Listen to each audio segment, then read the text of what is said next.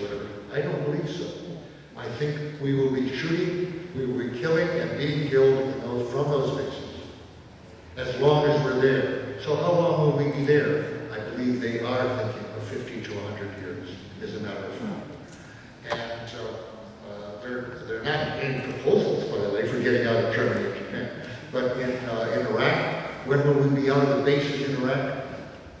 Obama says in his State of the Union message, and ever since, all American troops will be out of Iraq by the end of 2011. Let me expand on that. He said then, looking at the country in the eye, joint session of Congress, he said, all combat troops out by the middle of this year, by August of this year, which they achieved simply by renaming the combat units which remain, which are combat units. They not only started as combat units and are trained as combat units, they retain all of their equipment, all of their training, and they're doing combat missions. So this is a pure linguistic change that's happened. So they're just renaming. It's just like Bush's assurance, Americans don't torture. And it turns out that has to do with how you define torture. And they mocked Clinton for how he defined is and so forth. No, we redefine torture. And we're redefining combat. And now how about the presence? What he has said is all troops out by the end of 2011, which actually we have an agreement, the Status of Forces Agreement in Iraq, actually calls for that. So is that going to be carried out? What is the chance? In my opinion, from just this current situation, my understanding of it, no chance whatever. It's not just that it's not certain or not likely. I would say there's no chance. Now, and I'm not just niggling about 2011 or 2012. Like, as far as Obama is in office, unless there's a major change in American political culture, from top to bottom practically, we will have bases in Iraq as long as there is oil in Iraq, and as long as it's near Israel, but as long as there are bases in Iraq, oil in Iraq, and that'll be at least 100 years, it's not forever. And likewise Afghanistan, which is also a gateway to the oil-rich Central Asia, Tajikistan, Kazakhstan, Uzbekistan, and so forth, as well as pipeline possible. So I'm living in a different reality from most of the media and the country, which does not question the claim that we will be out of Iraq in 2011. I say, no. We'll have, I'd be very amazed if it's down to 10,000. It'll be 20,000, 30,000, 40,000 troops in Iraq on those bases for a very long period of time. Afghanistan, he's talked about having committed the military, gotten their agreement now, and this is in the Woodward book, as well as Jonathan Alter's book, an agreement from the military, sort of almost signed him on by name, to an agreement that he will be reducing forces from the 100,000 level, or it may creep up to 110, 120,000 level by the middle of next year. That is a cap. Over and over the wording in the Woodward book is this a cap? Is it a hard cap? Is it a soft cap? And Obama again said it is a hard cap. As Biden said at one point, go to the bank on it. This is it. It's a ceiling. Now another question of uncertainty here is, do you start reducing? Or how much do you start reducing? And the only uncertainty that Obama is allowing publicly is some uncertainty as to how fast you begin to decline after the middle of 2011, or as Gates says, maybe the end of 2011. That is not the kind of niggling that I'm talking about here. That is not the only question. The question is whether you go up from 110 to 120,000 men. I think that when he had to replace the Crystal because of the insolence and the insubordination, basically, of his Crystal subordinates, he cleverly replaced him with Petraeus, cleverly from his point of view. And my guess, and Woodward doesn't say this, my guess is that he did that in order to take Petraeus out of play for the 2012 Republican nomination. There are some who say, well, he could still resign and run for president in 2012, as everyone who knows it seems to agree, there seems to agree he would like to do. I guess very judgment here, Paul, very strongly. Fighting in Afghanistan, being in charge of Afghanistan, is not going to be a launching program for a president. So I think he's really eliminated a quite serious competitor for himself in 2012. At what cost? At the cost, again, Woodward doesn't say this. I'll make a very strong guess. Petraeus did not accept that prospect of being taken out of play there, and what amounts to a demotion and an assignment to an impossible, horrible job without assurance by Obama privately that any talk of even reducing forces in the middle of 2011 is out the window, and that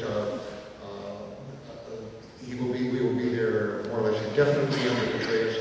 And I would strongly suspect that Obama has no right to be surprised when Petraeus comes in for more or less, and will probably, and here's where we politically have to focus, probably get it, but not certain. Now I come back to what I said was a strong analogy with Lyndon Johnson. What is not generally, I started with some of the misconceptions. One, Johnson was always presented with far more, on one hand, far more requirements from the military for any kind of success whatever than he was willing to grant. Two, I started to say, he had very strong advice from people, I didn't finish this point, strong advice that there was nothing ahead for him but catastrophe in this country, and that was the word that was used by his vice president, Hubert Humphrey. I doubt that many people, even in this select audience here, are aware that Humphrey in early '65 said there was nothing ahead but catastrophe in this account, and the time for cutting losses is right now before he put the troops in. How many people knew that, actually? I see one.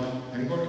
Repeat that. Three, okay, couple. That Humphrey, his vice president was telling him that there was no prospect of success in Vietnam, and warned him, I didn't say this, warned him that he might not be able to run for president in his own party in '68, which is exactly what did happen.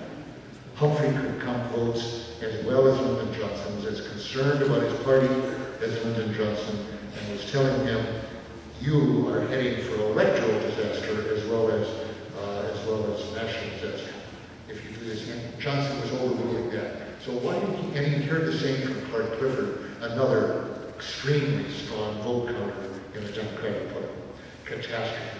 Why did he overrule them? Because he feared, and this is very little known, it's not in the Pentagon Papers per se, he feared that several military generals would resign if he did not give them enough. He wasn't going to give them what they asked, or as much as they asked, but if he gave them less than he did, they would resign and fight him politically at a time when he was trying to get funding for his great society, and create not only a distraction, but undermine his domestic programs eventually, which went down the drain within years, a few years, because of the military spending. He sacrificed the programs, he sacrificed even his re-election, ultimately, not by a clever political calculation.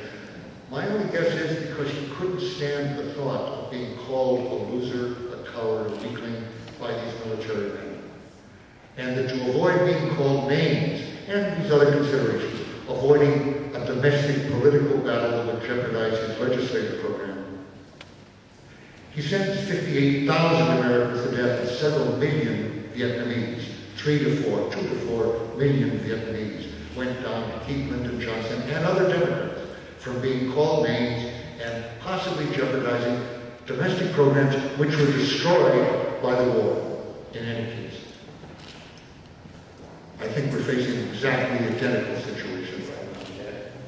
What Woodward reveals is that, and this was a surprise to me, that virtually every military and civilian analyst in the White House against McChrystal's advice. And that included, first of all, full General Jim Helms, his National Security Assistant, former Commandant of the Marine Corps, said you should not give it anymore. His major military advisor on Afghanistan and Pakistan, Lieutenant 3-star General Boot, WT, 3-star General Eisenberg in Kabul, who had been in charge of Afghanistan and in charge earlier of training Afghan troops. Our ambassador, who retired as a general to be ambassador in Kabul, where he still is in Afghanistan, who totally opposed the McChrystal request. And we know that that got leaked out, and it turned out was encouraged by Obama. That was another interesting point.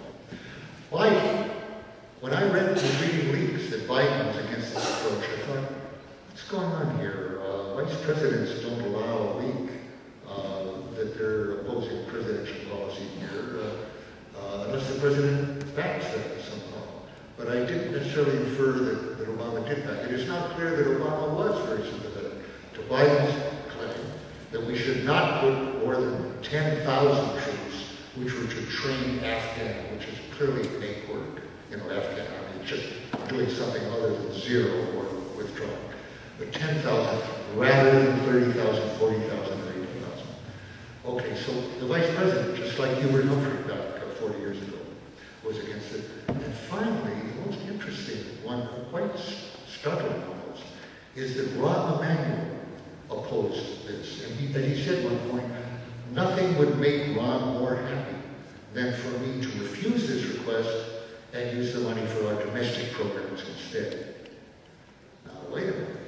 If Rahm Emanuel takes that position, it could not mean that the president is making his decision purely for domestic politics, because Rahm Emanuel lives, breathes, eats, and sleeps domestic politics. He couldn't possibly be favoring refusing that request if he thought it was bad politically. And by the way, I noticed that Rahm Emanuel is leaving a sinking ship at this point, this week. So what do we have? I think once again, over and over in the Woodward book, there is a warning. If you don't give McChrystal, who you appointed, on Gates' strong recommendation, if you don't give Petraeus what they want, who he had also put in office, Petraeus may resign, McChrystal may resign, Gates may resign, and Mullen, the Joint Chiefs, who just got reconfirmed in that position. And as one person put it on the NSC staff, no president could survive that kind of challenge of all those resignations at that point. That's a question. But that appears to be the judgment on which this decision was made, because there's no other hint as to why Obama later eventually chose to back the advice, which he clearly didn't agree with, I would say, of McChrystal and Petraeus, and Gates and Mullen, and Hillary. Now, Hillary Clinton's position was, give the military what they ask, which of course had been McCain's also, which could mean the 80,000, except we don't have 80,000. So it would be 40,000 plus. Panetta, the chief of the CIA, is quoted in the book as saying that he wasn't asked, actually, on this call. He's head of the CIA, he wasn't asked how many troops we should send, but had he been asked, he said, my position was, quote, no democratic president can refuse the requests of his military commanders. No democratic president can refuse the request. And when I read that quote, and so he said, kind of said, I would have given it to him in a week, not taking 2.5 months to decide. Great. So I read that and I wrote first in the margin, but wait a minute, LBJ did refuse the military most of what they wanted. And so did JFK in 1961 when they wanted combat units, and he refused them. He sent advisors instead. Second thought, but those requests were secret. People did not know that he was being pressed, either of those were being pressed to send much more than they did.